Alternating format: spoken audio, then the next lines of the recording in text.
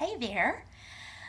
Picking up my story in middle school. I'm to the point now where I'm a freshman. I'm the big kid on campus, and that was actually a really fun year for me. That was the year that I sat in science at the same table as this boy named Jeff. And Jeff had a buddy named Scott, and Scott and Jeff and I became friends.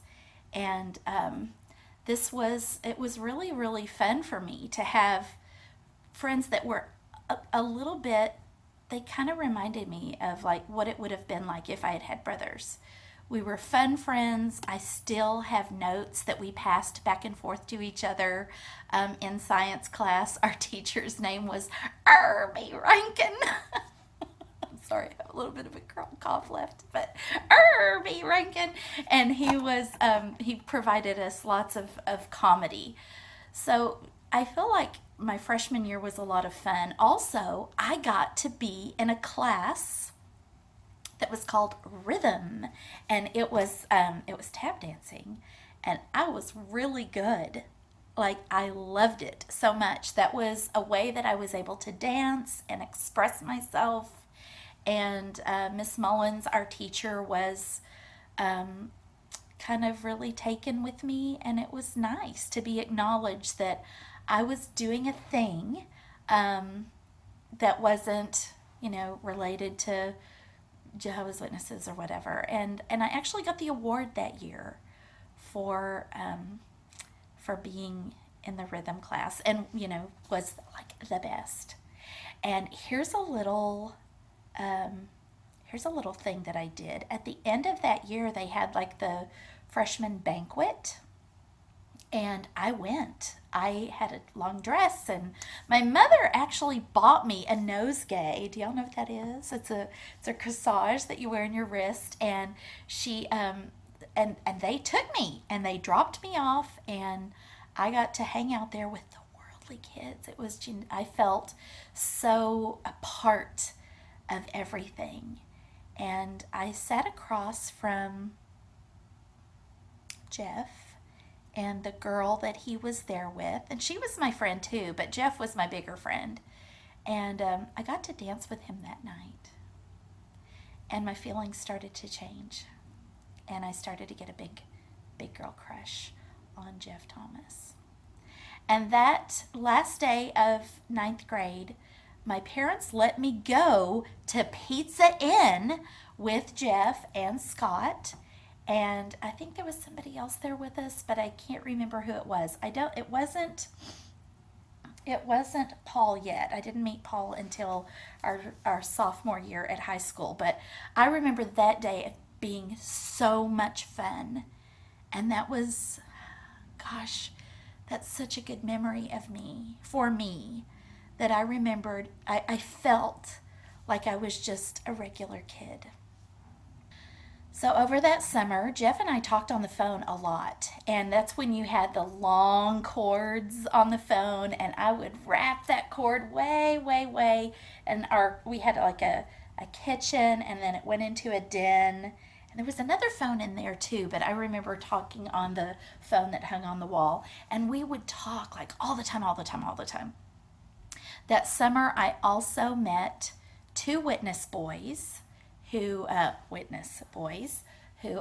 my first kiss, and then a little bit more over the summer during a summer convention. This other boy at Fair Park, we got a little crazy during the lunch break, which I understand like a lot of witness kids did that, so I don't feel terrible about it. I don't feel terrible about it at all now. I'm like, that's what kids are supposed to be doing, is, experimenting. So sophomore year began, and I was still kind of, flirting with this witness boy. I mean, it was more than that. I even like, God, I embarrassed my English teacher because I wrote about some of it in an essay one time. But things got, my parents were mad because they could tell that this was more than just a little, I mean, it was more than a crush. And I think like somebody had tattled on us or something about some of that. Anyway, my dad ended up getting enraged one night, and the rage turned into physical violence against me. And the Jehovah's Witnesses have always, up until just a couple of years ago, been very supportive of corporal punishment and using the belt, and not just in a, not just in a controlled way. Or I don't know, I mean, I don't think they ever condoned like being uncontrolled, but my dad was. And it got so bad that night that I made a decision that I was leaving home. And so I contacted my little witness boyfriend, and we arranged to run away. And we did. We ran away. We saved money, and I bought bus tickets, and we ran away to Waco. And I lost my virginity. I was 15 years old, and we stayed there. Oh my gosh, the story is kind of crazy. My siblings, I don't think, know the whole story, but I ran away with him, and we found a hotel that had an open door, and we ended up staying in that hotel for several days. And then one day the maid came along and locked it up, so we couldn't stay there anymore. But we survived on like the allowance that we had both saved up. That was where I learned how to shoplift for the first time. We shoplifted peanut butter and and I think crackers, and I think I shoplifted something from JCPenney's. And I thought, woo! I'm a real bad whirly kid now. But one day we went and stayed with, he had some family members there. He had a cousin there and an uncle and an aunt, and we stayed in their house.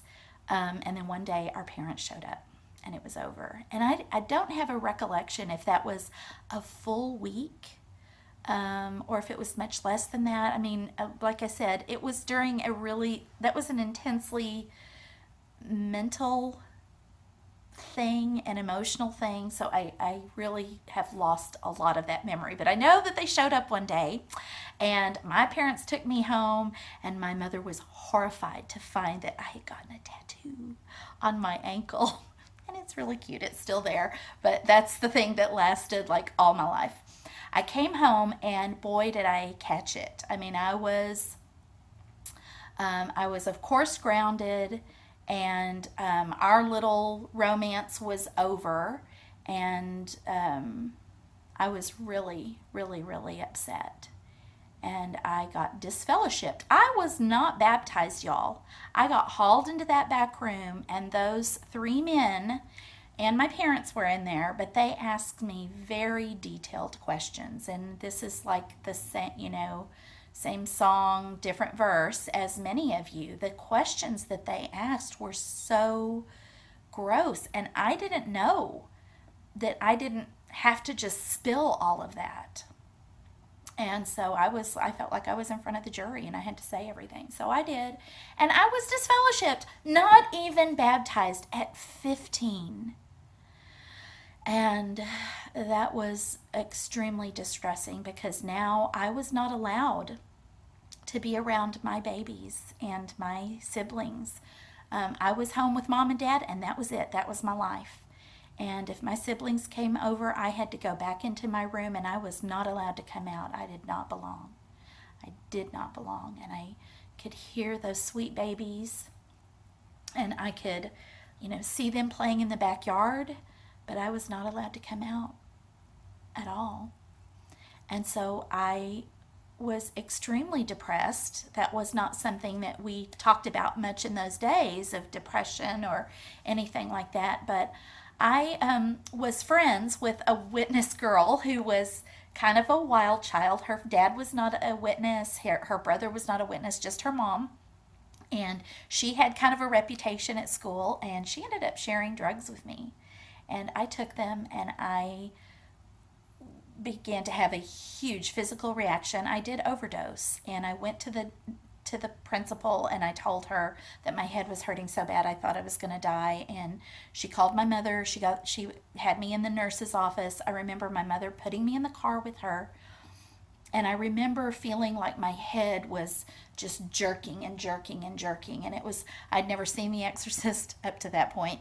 But now that I have, I feel like Linda Blair, like my head was trying to like turn around completely backwards. The pain in my neck was so bad. And I remember telling my mom, that I took some red pills and I took some blue pills and I took some black pills and I didn't know how many. And I remember singing some horrible witness song until I passed out. And I don't know if it was We Thank You, Jehovah, or We're Jehovah's Witnesses, or Eyes on the Prize. It was one of those. Sorry for triggering y'all, but that's the way it is. And then I woke up many, many hours later. It might have even been a day or two later in ICU. And there was an elder standing there. Some of you know him as Gianni Pretzel. And he was standing there and he said, "Hey, Bryn." And I said, what's going on? And he said, "You really scared us." And I remember thinking, you're not even talking to me. Why do you even care? And so I stayed in that hospital for, I don't know, some time. Then I remember the next day, I talked to Jeff on the phone. He was my friend and he had come to see me, and Scott came to see me. And I was talking to Jeff on the phone when and while they were performing a lumbar puncture on me. I remember like leaning over and going, ow, ow, ow, ow, ow, because I was really afraid of needles and everything. Of course, I didn't have any idea what they were doing back there, but I talked on the phone with him while they were doing that. So he was my person, he was my friend, and he saw me through all of that. And he saw me through my breakup. And by the end of that year, he was in marching band. And by the end of that year, I was in love. And we were in love. And we called each other the ultimate couple. I haven't thought of that in years. And we were a thing at school. But of course, I couldn't say anything about that anywhere else. And I would go to school early and watch him march. My mom would drop me off and I would stand there and watch him march. And I still remember the song, What I Did for Love. And he played the trumpet. So he was up front and he was my person. And I loved him because he had seen me through some of the most terrible, heart-wrenching stuff up to that point. And we were the ultimate couple all that year.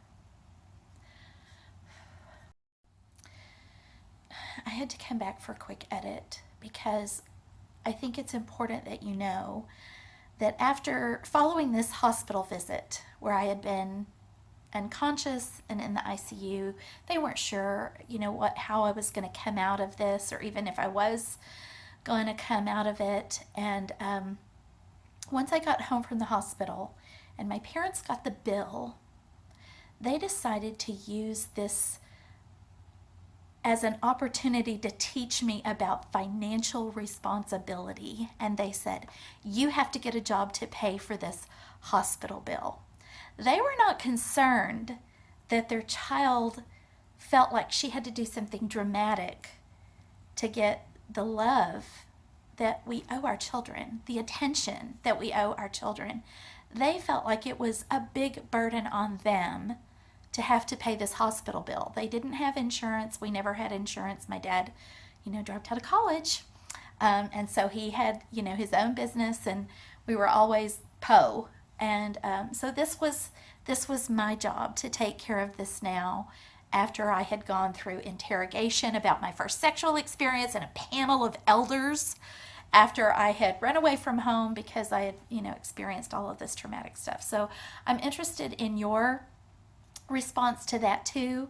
And thank you for letting me just put in a couple of extra minutes here just to put that in, because I think that's significant.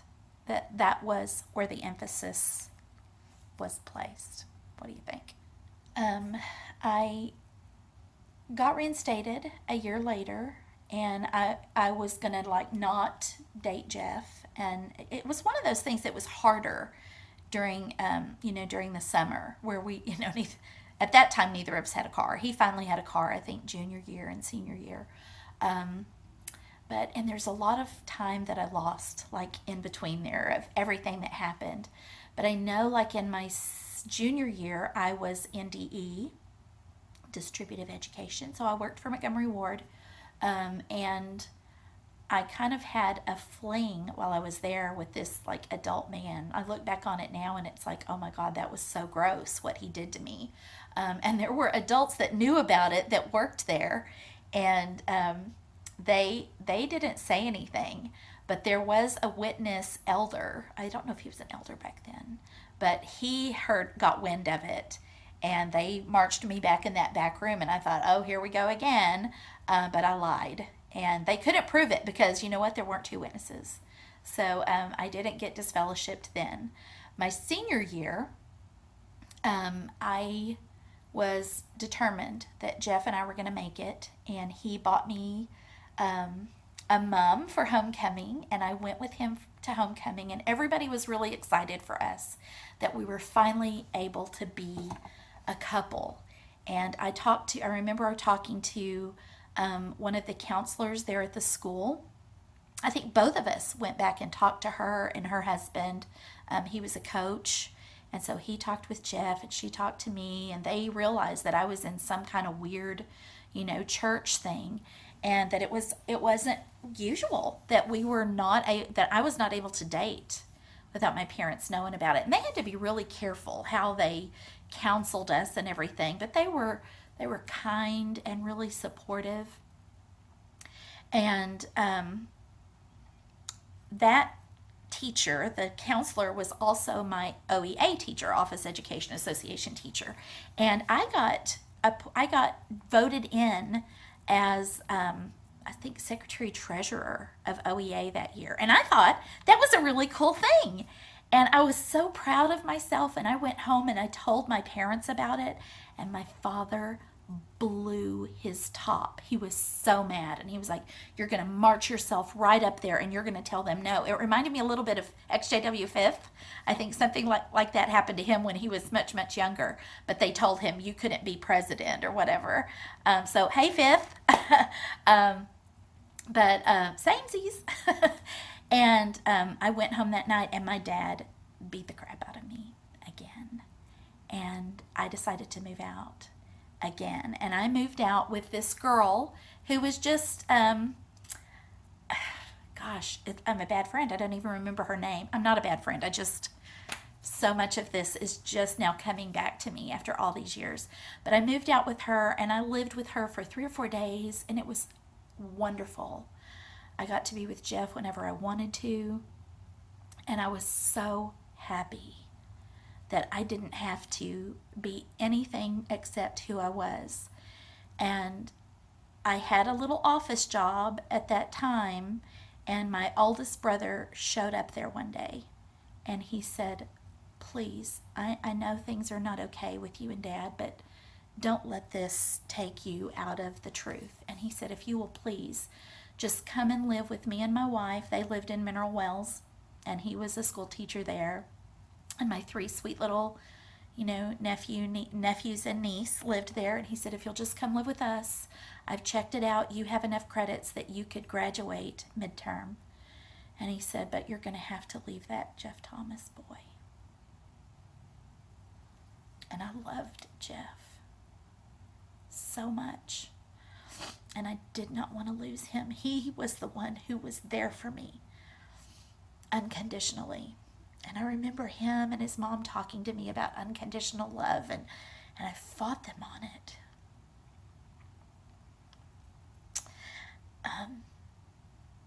And so I told my brother I would come and live with him because I always wanted acceptance by my family. And that night, Jeff stayed the night. We lived right across from a big shopping center, and he stayed the night sitting on this concrete post crying, and I could hear him screaming my name, that I should please don't leave him. And I left him, and I broke his heart, and I shut down, and I didn't let myself feel it. I regret it to this day. I regret it so much. But I did move to Mineral Wells, and I graduated there. And a great friend who was not a witness from my high school, Sandy Eastwood, Lloyd, hi Lloyd Eastwood, came to my graduation. And that really meant a lot to me. And I graduated with really not very many people that I knew. And I didn't get to graduate with all the kids that I had grown up with in middle school or in high school. But I did go to that graduation. And when I went, Jeff was dating a girl with blonde hair, blue eyes, big boobs. And it broke my heart. And I thought, now I've really done it. Now I've really lost. Because I loved him. But I determined to get him back. Because when I was with him, I really felt happy. And that'll be more of the next story because this is getting to be too long. But all of those of you who know about the ultimate couple, or if any of you know what necklace hat wall means, just so you know, I still love him, and I always will. He was so incredibly special to me. He saved my life. He was the bright part in my life when everything else was super dark. And just so you know, that part of my story is over. Maybe I'll get to tell you some more about that later. But anyway, I promised to end this, and I'm going to end it with a smile because I just want you to know, even though there's a lot of sad things in here, it's all good. I know now that I had to go through all of those things to be where I am today.